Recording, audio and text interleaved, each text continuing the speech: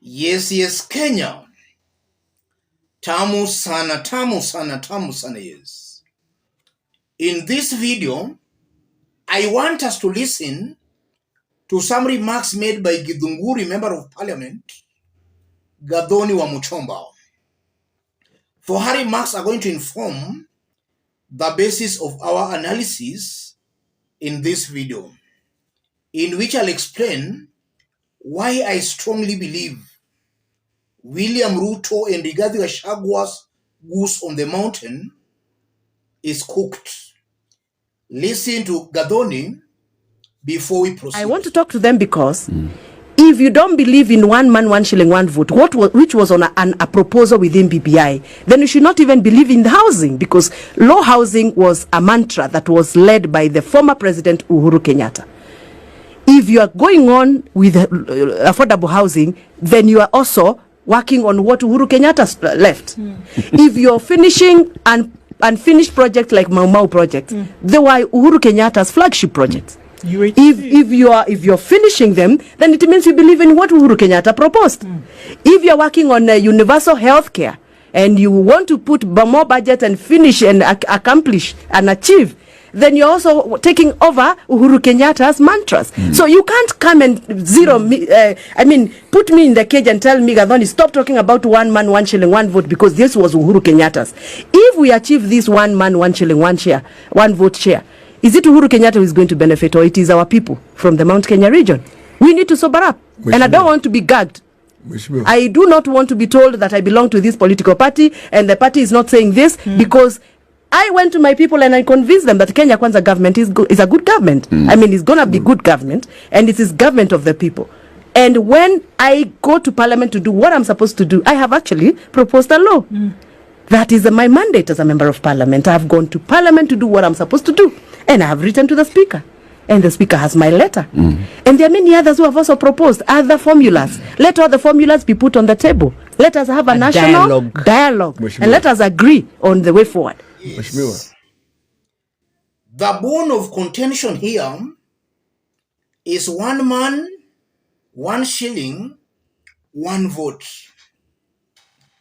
And we have been hearing some leaders from the mountain complain that anytime they bring up that issue of one man, one vote, one shilling, Rigathi Gachagua and some leaders very close to William Ruto have been calling them and warning them against talking about one man, one vote, one shilling. Any Mount Kenya elected leader who talks about one man, one vote, one shilling is being seen as going against the Kenya Kwanza alliance, and they are always being threatened. We've heard that from several elected leaders from the mountain. If you look at BBI, just as Wamuchomba is trying to explain, BBI had one man, one vote, one shilling. And it's actually true, and this is fact, that in the event BBI could have gone through, then the mountain, more than any other area in Kenya, would have benefited more than any other area in Kenya. And I'm saying that because BBI was proposing about 72 new constituencies. Out of all these 72 new constituencies, 27 constituencies were going to Mount Kenya dominated counties. And we know how the mountain was going to benefit as a result of that. And I'm saying that because from what we have been seeing on the mountain, especially on bursary allocation, Mount Kenya counties or other constituencies, counties and to a larger extent, constituencies are densely populated. One man, one vote, one shilling was going to add them more constituencies, so that in the case of bursary allocation, then they could have gotten equitable distribution of bursary as compared to other areas in the country.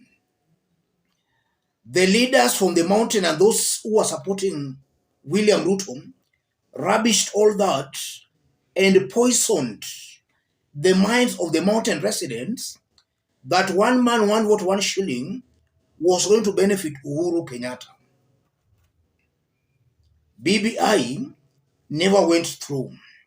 We are seeing serious suffering on the mountain. And one example of such suffering we have so far seen is when it comes to bursary allocations. Wamuchomba is speaking the language on the ground. I'm very sure that as time goes by, the ground is going to realize that they were misled. Because now Uhuru is out of power, and in the event BBI could have gone through, we could have not been seeing the kind of scrambling we are seeing on the mountain when it comes to bursaries allocation.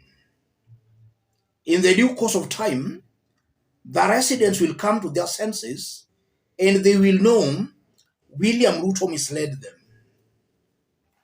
And the interesting bit about it, why I strongly believe William Ruto and regarding Gachagwa's goose, their goose are cooked on the mountain, is because they are very silent on this issue of one man, one vote, 1 shilling.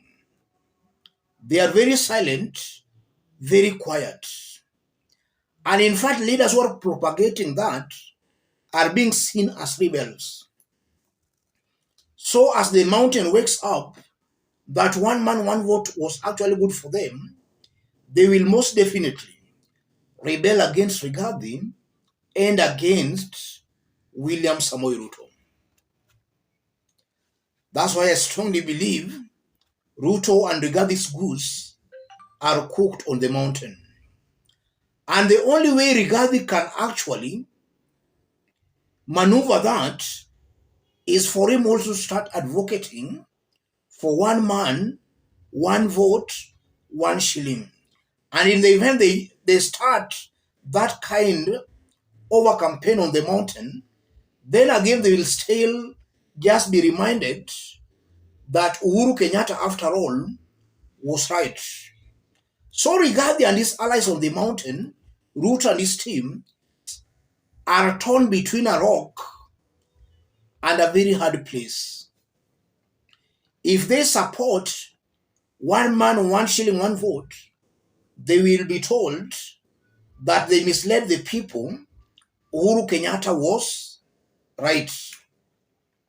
If they go against it, then in the due course of time, that's a campaign that will be resonating very well.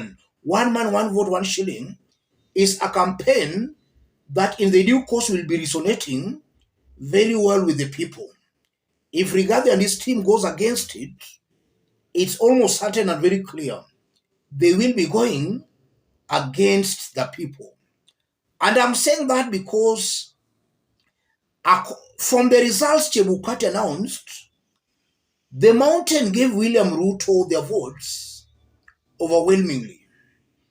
And if you look on the things William Ruto promised these people when he was campaigning, William Ruto has not delivered on any of the promises he made.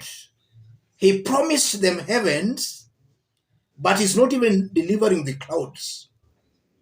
So the kind of a reception William Ruto is going to be accorded on the mountain is very different from the kind of a reception he was given in 2022.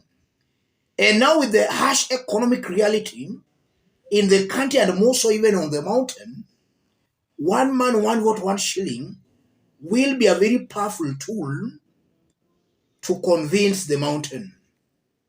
So for Rigathi and William Ruto, their goose is just cooked in that they're torn between a rock and a hard place. If they support BBI, they will be told they misled the people who was right. If they go against it, they will also be going against the people. Let me stop it there, ladies and gentlemen.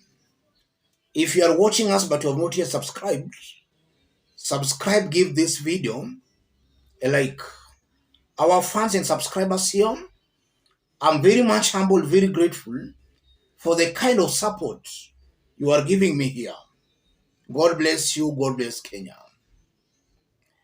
Let's meet in our next analysis. Thank you.